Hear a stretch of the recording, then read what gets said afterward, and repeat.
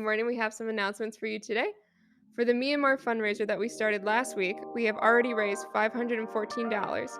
Let us continue to give so that we can reach our goal of $1,000 by November 1st. If you would like to give, the QR code to give is at the Kahawa. Life Series is this week. The theme is Before and After, and it focuses on what life was like before Christ and what it looks like now for you as a Christian. This morning is an RA Testimony Chapel where you will hear from our very own Allison and Ashley about their lives and how God has shaped them into who they are today. Tomorrow there is a before and after open mic night at 7:30 p.m. in the North Dining Hall. Students will be sharing their own stories, worship songs, and poetry related to how Christ has changed them as a person. On Friday, there will be a Life Series reflection and relax event in the Commons from 2 to 4. This will be a time of chill worship, personal devotions, prayer, and refreshments. Friday night at 7 p.m., JV basketball will be playing a home game against Spring Arbor. Come out and support your fellow students in what is going to be a barn burner. The Harvest Party is Monday night happening at 7:30 p.m. starting in the Commons. There will be a pumpkin patch, a spooky trail, costume contest, pumpkin painting, and more. You won't want to miss this great tradition. Also on Monday evening at 7 p.m. is the JV basketball team playing at home against Bethel College Pilots. And as always, this week will be off the heezy. Well, welcome back to the Listen Up podcast. Today we have a special guest. Would you like to introduce yourself? Hi, everyone. I'm Elisabeth Gehman. Awesome. Thank you for joining us. We just have a few questions for you. So we'll get started with, what are you studying right now? I am studying business. I'm currently going towards an associate's degree. Okay. Why did you want to go into business? So my brother is also in the business program, but that wasn't necessarily why I wanted to go into business. I have always wanted to own a bakery, so I know the baking side of things, but not necessarily the business side, so I thought it would be a good idea to have just a little bit of knowledge in the business world.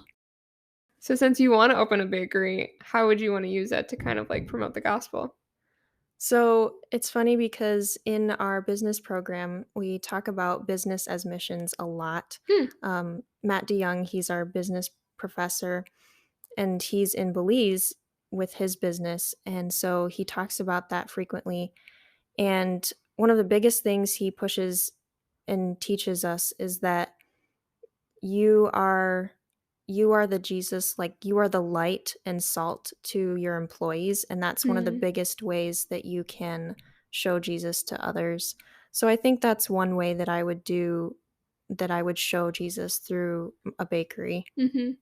Yeah. How do you envision this bakery? Like, do you have a name and stuff already put in place? Some recipes? I don't What have can we a expect? name. I don't have a name for the bakery. I haven't even decided on most things. It's kind of been a dream of mine ever since I was little, and so I haven't gone into the nitty-gritty details of it yet, but one of these days we'll get there. Okay, let me know when you do. Will do. Okay. What made you want to go into baking? I have been baking since I was like 9 years old, and I just fell in love with it. My grandma taught me to bake. I took cake decorating lessons from my neighbor, so it's been really fun to practice that over the years. Yeah, that's so cool. I didn't know that about you. How did you find out about Grace? I found out about Grace mainly through my brother. We had visited together, I think when I was a sophomore, and I stayed with Nat Mercer, which was super fun, and she was so welcoming to me, and I kind of just felt like it was home even before I was even looking for a college. So were you planning to go into college for business at the time, or were you just like kind of considering since you still wanted like culinary stuff? I wasn't really sure whether I was going to go to college at all, to be honest. I had looked into college, but I wasn't in that mindset yet as a sophomore. It happens. Yeah.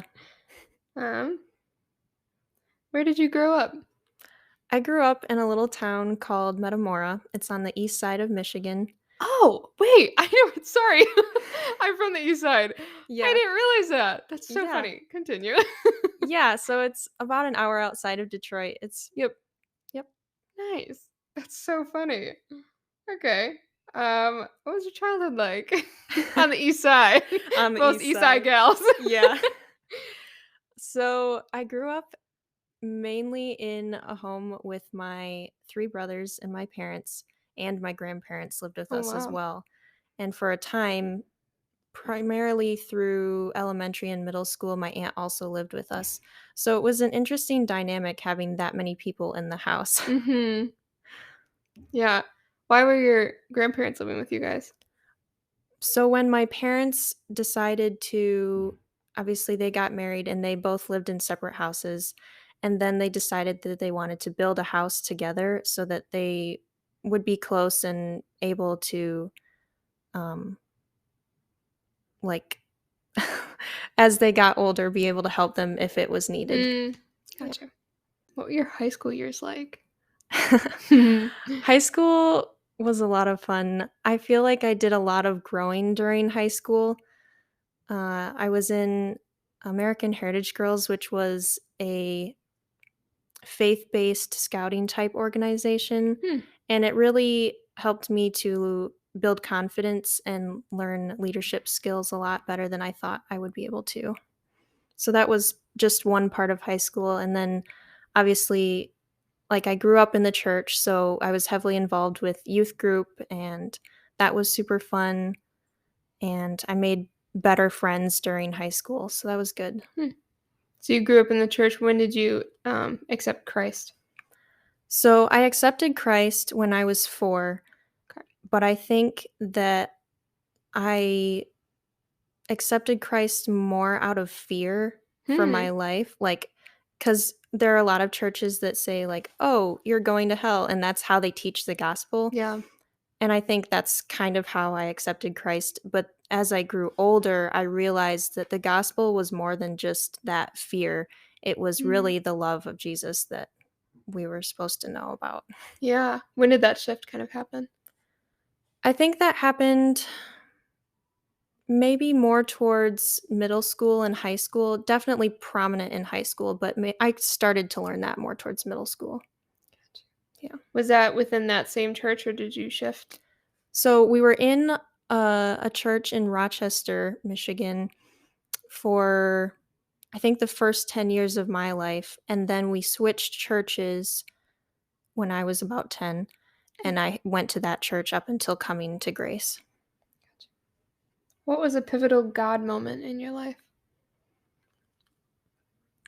I can think of one moment that in high school there was a girl who gave her testimony at youth group, and I kind of realized more heavily that my faith and my relationship with God really needed to be my own faith. Mm. And she was really good at showing that with her own life.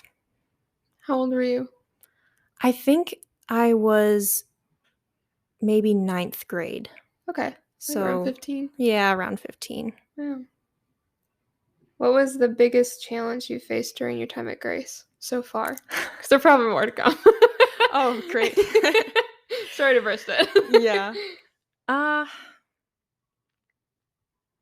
I think the biggest challenge right now would be staying connected Hmm. because it's really different being in the apartments as opposed to the dorms. With the dorms, it's so easy to just be in your room and walk down the hallway and be like, "Oh, hey, how are you?" But with the apartments, like, you're so closed off and you have Mhm. to walk all the way to the commons to find people, basically. So I just have to be more intentional about my time and figuring out how to spend time with friends. Hmm. So, what are a few of your favorite memories as a Grace student so far? One of my favorite memories is well, it's with Grace. She was my roommate freshman year, and it was funny how we met because we didn't talk to each other or text each other before we came here, so it was Mhm. kind of like this awkward meeting when we came back to our room late at night. There's just a person living with you. Yeah. That's so funny. Yeah, and so that was really awkward, but it was really funny, and we realized really quick how much we liked each other, and that was super good to have a Hmm. freshman roommate that we really got along well. One of my one of my favorite memories of her in the dorms was it was very like towards the beginning of the year, and we had just gotten to know Emily, she was the CLI, Hmm. and Grace was like she yells down the hall and she goes, "Am I awkward?"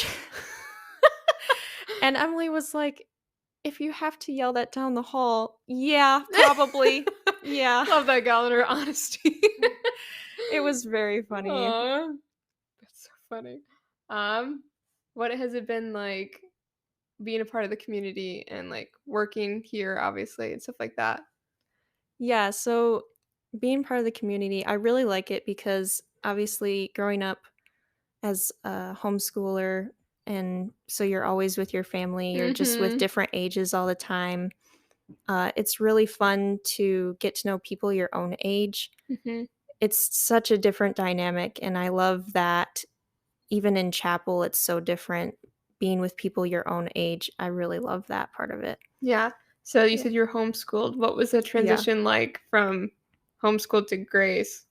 It wasn't too bad. I took dual enrollment classes in high Okay. school, so the schooling part of it was not very hard for me. It was the moving away from home that was Hmm. more nerve-wracking. Yeah. But it really helped that my brother's here because it was like a little piece of home came with me. Hmm.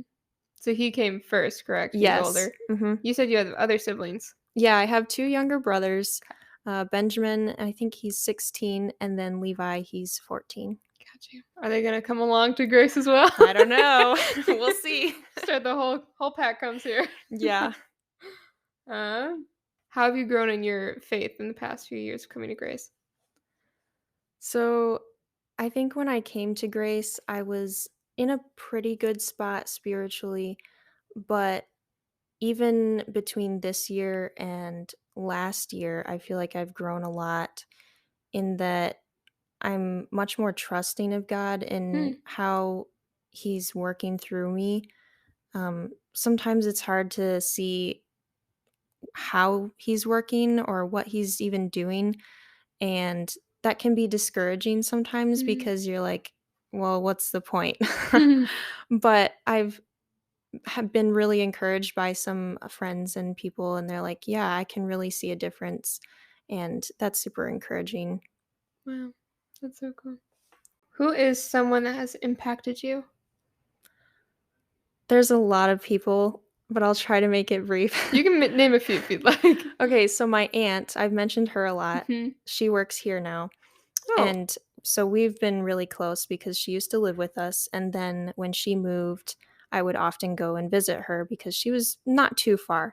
So she's been a big part of my life. Also because she taught youth group for us when our youth pastor left. Mm. And so she definitely has been really great about teaching me her own faith as well as teaching helping me learn my faith. Mm. And then another person would be my friend from home. Her name's Avery. She we've been friends for over 8 years, I think, Mhm. and we've just had this constant relationship of pushing each other towards Christ, and it's been so much fun to do stuff with her and learn her. Mhm. How long well, I guess I don't know if you said this already, but how old were you when you guys met? I wanna say I was around 11 or 12 when we met, and she was just a year older than me. Mhm. What are or I guess what's some advice you could give to somebody that has a friend like that to, like, continue that challenge? I think what's most important with having a friend like that is to keep in constant communication, and that Mhm. doesn't necessarily mean like, "Oh, I have to text them every day." Yeah. It could just mean, like, sending them an encouraging text once a week or calling them once a month, especially because now, uh, obviously, we're both on different sides of the state, so we have to do that a little bit differently, but when I go to the other side of the state, I try to make sure that I get to see her or talk to her in person. Mhm. Alrighty. Well, our next thing is Truth bomb. I hate that part. It's so much better in post. So what is a piece of advice or encouragement you'd like to give to the students of Grace? So, one thing that I would like to tell the students at Grace is trust that you are exactly where you need to be. Hmm. God has put you in a place for a reason. And a lot of times we like to worry about the future or think about things that we really would like to be doing now. But there is so much just right here and right now that we have to do, that we Mhm. need to do to learn ourselves and to learn God as we're growing in our relationship with Christ. Mhm. What made you believe that or like think that way?